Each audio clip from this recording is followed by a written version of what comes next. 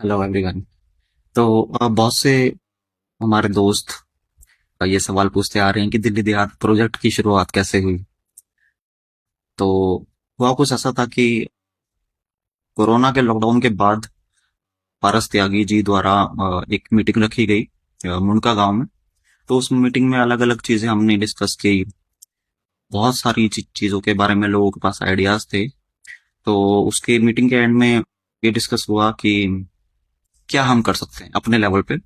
तो मैंने खुद अपने आप को नॉमिनेट किया कि मैं सोशल मीडिया संभालना चाहूंगा और खासकर ट्विटर चलाना चाहूंगा, क्योंकि Twitter was a very strong medium of expression. तो मैंने ट्विटर अकाउंट बनाया और उसके बाद उसको 6-7 सालों से अभी तक चलाता आ रहा हूँ।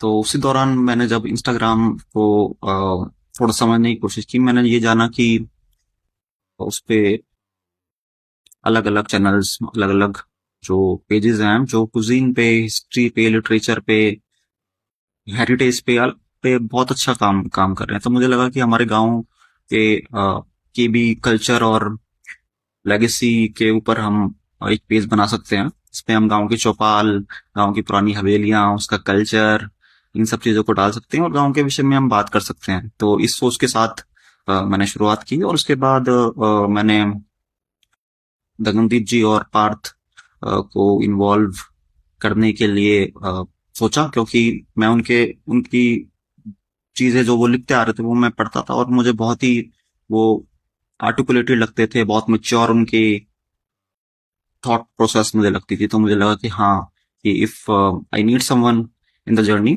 सो then I should have them with me.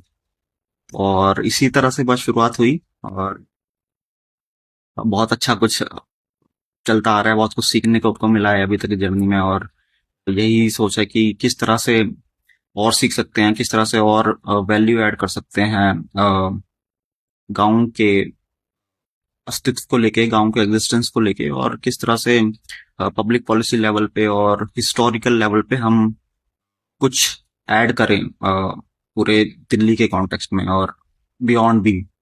Thank you.